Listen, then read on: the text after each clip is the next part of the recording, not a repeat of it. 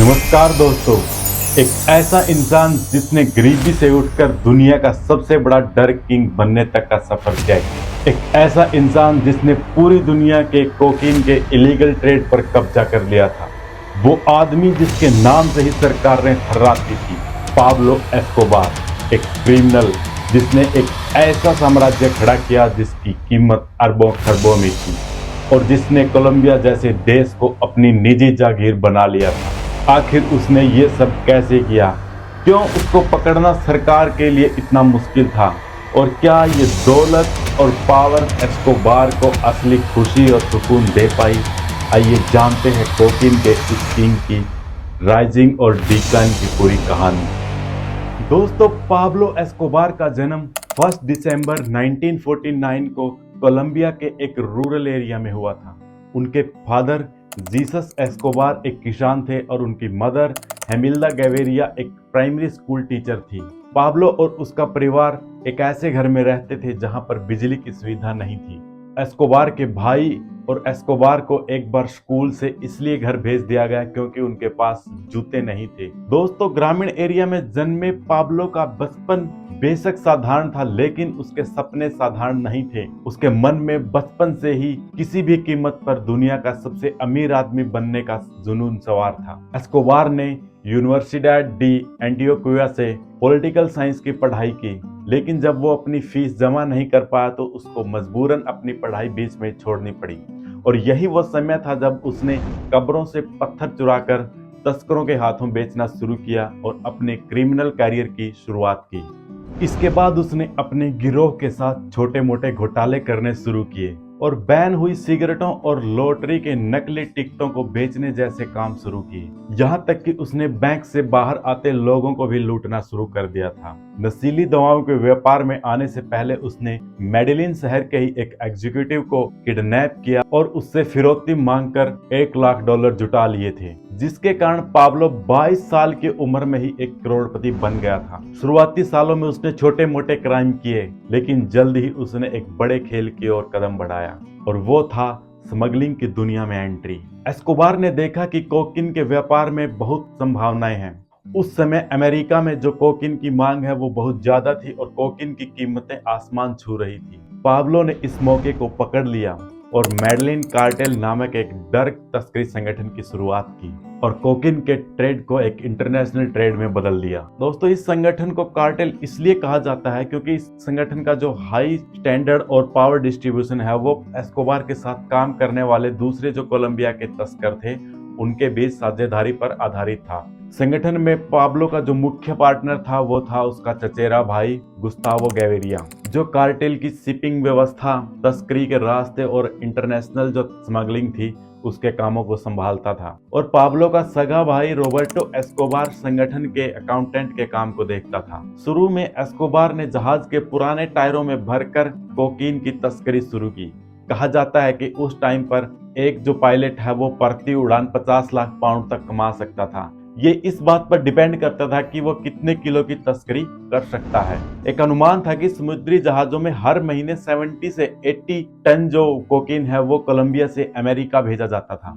और 1980 के दशक में जब एस्कोबार की पावर पीक पर थी, उस टाइम वो प्रति जेटलाइनर्स करीब 11 टन जो कोकीन है वो कोलंबिया से अमेरिका भेजता था। और पाब्लो द्वारा भेजी गई जो सबसे बड़ी शिपमेंट थी वो 23 टन की थी, जिसको मछली के पेस्ट के साथ मिलाकर एक बोट द्वारा अमेरिका भेजा गया था। मेडेलिन कार्टेल सिर्फ एक ड्रग नेटवर्क नहीं था, ये पूरा का पूरा एक एम्पायर था। ये एम्पायर कोलंबिया से लेकर अमेरिका, बहामास, पनामा और कनाडा जैसे देशों में फैला हुआ था। और 1980 के दशक तक पाब्लो एस्कोबार ने जो है दुनिया के 80% कोकीन ट्रेड पर कब्जा किया हुआ था। इतनी पावर की कल्पना कीजिए, वो हर साल कितने अरबों खरबों का कोकीन जो है वो बेच रहा था। और एस्कोबार एक बार जब तस्करी का सौदा करने के लिए यूएस से गया था तो उसने एक जो हवाई जहाज है वो खुद उड़ाया था और बाद में इस हवाई जहाज को उसने हैसिया नेपोलस, जो कि उसका रेजिडेंस है, उसके एक पशु फार्म के गेट के ऊपर टांग दिया था।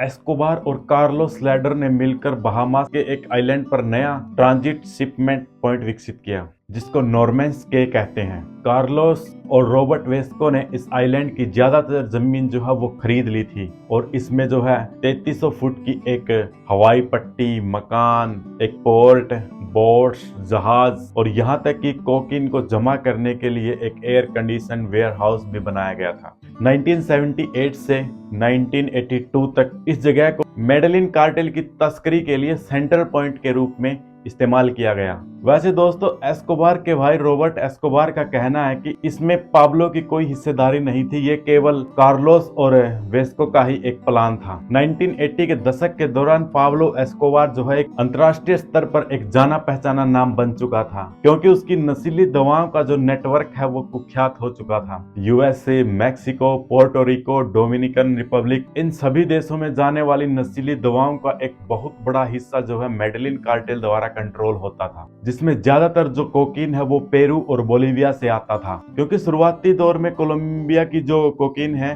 वो इतनी अच्छी क्वालिटी की नहीं थी और एस्कोबार का जो कोकीन सप्लाई का जो नेटवर्क है वो अमेरिका से लेकर एशिया तक पहुंच चुका था। एस्कोबार के पास महल, पर्सनल जू, हवाई जहाजों का बेड़ा, हेलीकॉप्टर सब थे। एस्कोबार के भाई रॉबर्टो एस्कोबार का कहना है कि उनके कारोबार में सिर्फ नकदी नोटों की गड्डियों को बांधने के लिए जो रबर बैंड यूज किए जाते थे उनके ऊपर ही हर हफ्ते $1000 खर्च किए जाते थे। और क्योंकि उनके पास इतना ज्यादा काला धन था इसलिए वो इसको बैंक में भी नहीं रख सकते थे, इसलिए वो ये जो धन है इसको वेयर हाउस में ही जमा करते थे और उनका ये जो नकदी है ये हर साल 10% जो है खत्म हो जाता था, क्योंकि वेयर हाउस में रात में चूहे जो है इस नकदी को उतर देते थे। कहा जाता है कि पाब्लो एस्कोबार की एक साल की कमाई का $1 बिलियन जो है वो चूहे खा जाते थे। एस्कोबार कोई आम क्रिमिनल नहीं था, वो राजाओं की तरह जिंदगी जी रहा था। दुनिया का सबसे बड़ा क्रिमिनल कहा जाने वाला पाब्लो एस्कोबार शायद कोकीन के व्यापार का अब तक का सबसे चालबाज सौदागर था। एस्कोबार को दुनिया का सबसे अमीर और सबसे कामयाब क्रिमिनल माना जाता है, क्योंकि साल 1989 में फोर्ब्स मैगजीन के अनुसार पाब्लो जो है वो दुनिया का 7वां सबसे अमीर आदमी था, जिसकी कुल अनुमानित व्यक्तिगत जो संपत्ति थी वो $25 बिलियन थी। अनुमानों के अनुसार पाब्लो जो है 20,000% ROI अर्जित करता था। इसको अगर दूसरे शब्दों में कहे तो पाब्लो जो है अपने व्यापार में लगाए गए $1 के ऊपर $200 रिटर्न प्राप्त करता था। और ये भी कहा जाता है कि पाब्लो जो है एक बार कहीं रास्ते में जा रहा था और सफर करते समय उसको जब ठंड लगी तो उसने गर्मी करने के लिए ही $2 मिलियन की नकदी रकम जो है वो जला दी थी। लेकिन ये मत सोचिए कि पाब्लो सिर्फ एक स्मगलर था, वो बेहद क्रूर भी था। उसका एक नारा था प्लाटा ओ प्लोमो, यानी चांदी या शीशा, जिसका मतलब है या तो रिश्वत लो या फिर गोली खाओ। शुरुआती दिनों में पाब्लो ने जो मर्डर किए थे उनका मकसद सिर्फ एक ही था, डर पैदा करना। अगर कोई उसके कारोबार में रुकावट पैदा करता तो उसको वो मार डालता था। और कहा जाता है कि पाब्लो ने जो है पहला मर्डर 30 साल की उम्र में किया था और धीरे धीरे उसके लिए ये एक आम बात हो गई।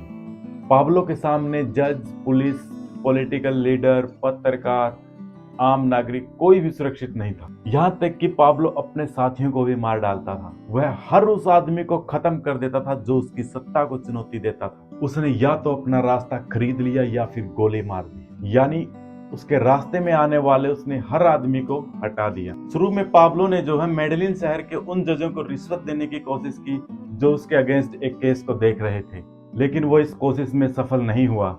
कई महीनों तक चली कानूनी तकरार के बाद जब पाब्लो को गिरफ्तार करने के लिए कुछ ऑफिसर्स पाब्लो के पास आए तो पाब्लो ने जो है 2 अधिकारियों को मार दिया। और यही वो समय था जब उसने अधिकारियों के साथ निपटने का अपना जो तरीका है, या तो उन्हें रिश्वत देना या फिर उन्हें मार देना, इजाद कर लिया। 1985 में कोलंबियाई सुप्रीम कोर्ट के ऊपर फायरिंग हुई, जिसमें आधे से ज्यादा जो जज है वो मारे गए थे। कहा जाता है कि ये जो फायरिंग है ये कोलंबिया के 19 अप्रैल मूवमेंट के लेफ्ट विंग गुरिल्लाओं ने की थी। और ये भी कहा जाता है कि ये जो गुरिल्ला थे इनको पाब्लो एस्कोबार ने ही लीड किया था।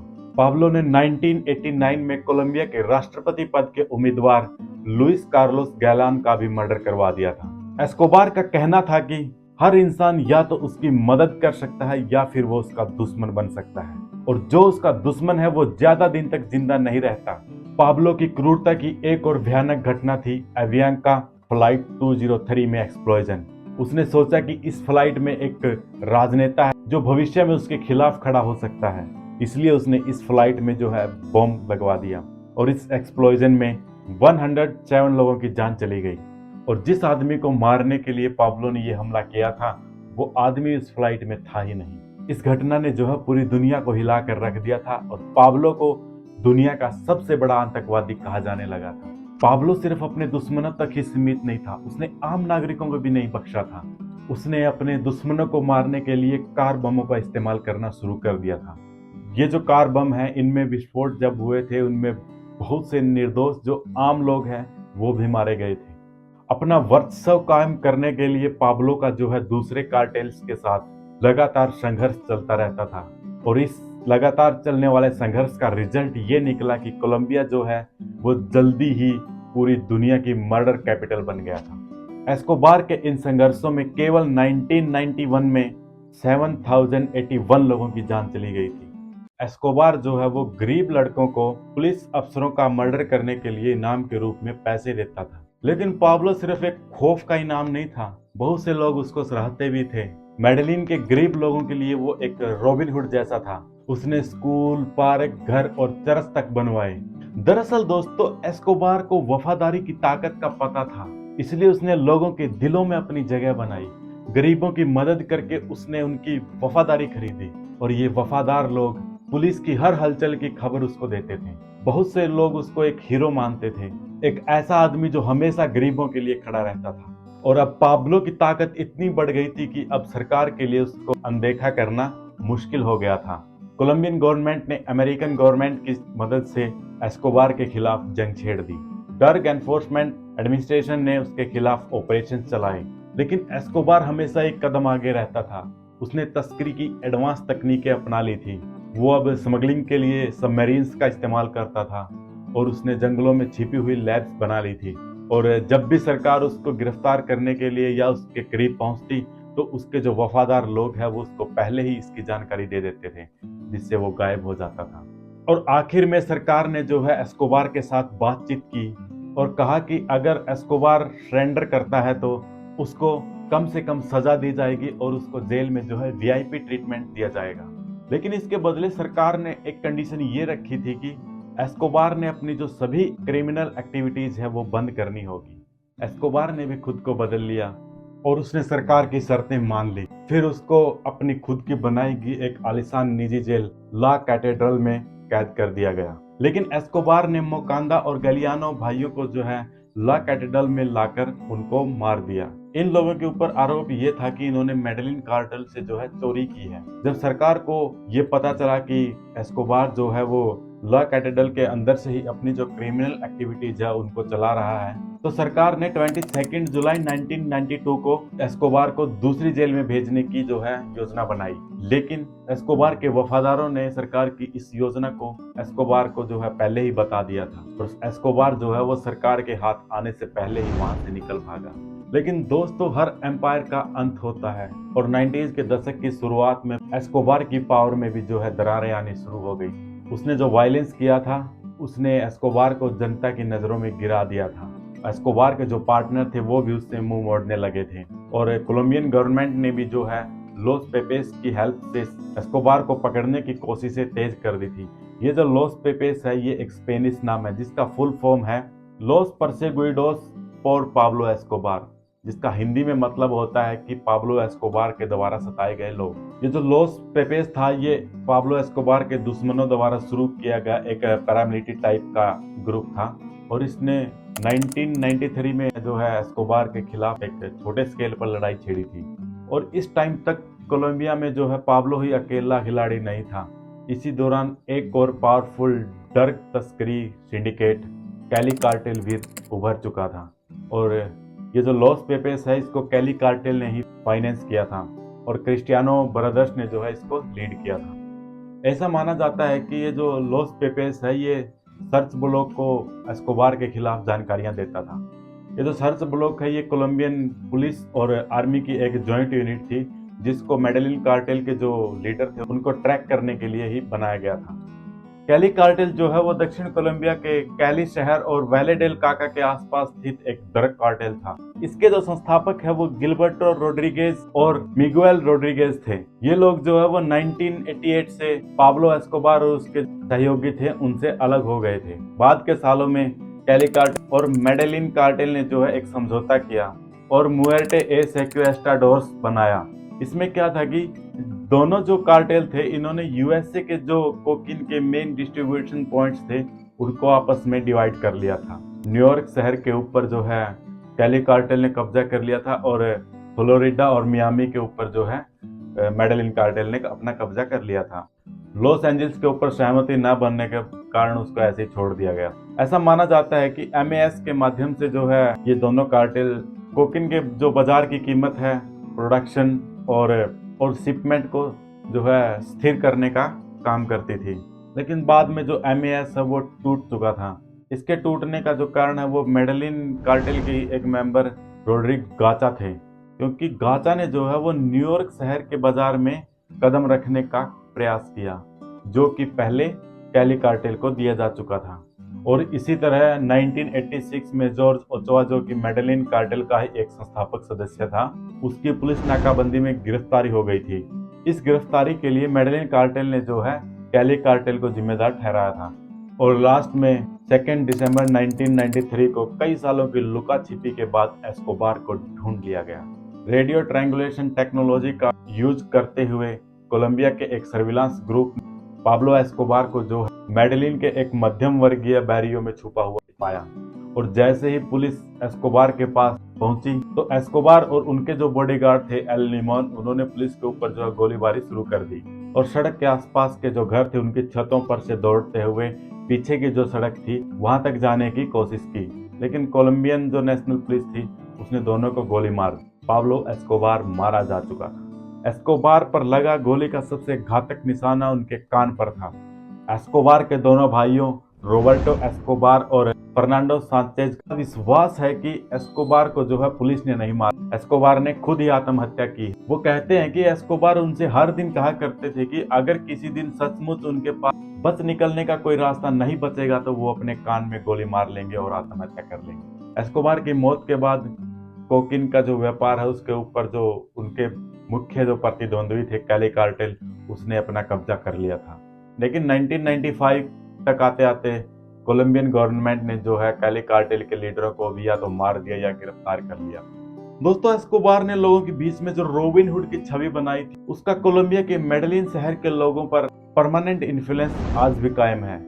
जिनको एस्कोबार के जिंदा रहते हुए एस्कोबार की मदद मिली थी, उन्होंने एस्कोबार की मौत का शोक मनाया था। 28 अक्टूबर 2006 को एस्कोबार की मां हेमिल्दा गेवेरिया की मृत्यु के बाद पाब्लो एस्कोबार के भतीजे निकोलस एस्कोबार ने पाब्लो एस्कोबार की कब्र को खोदकर उनकी डेड बॉडी को बाहर निकलवाया। निकोलस एस्कोबार ने ऐसा ये जानने के लिए किया था कि कब्र के अंदर जो शरीर दफन है वो वास्तव में ही पाब्लो एस्कोबार का है या नहीं।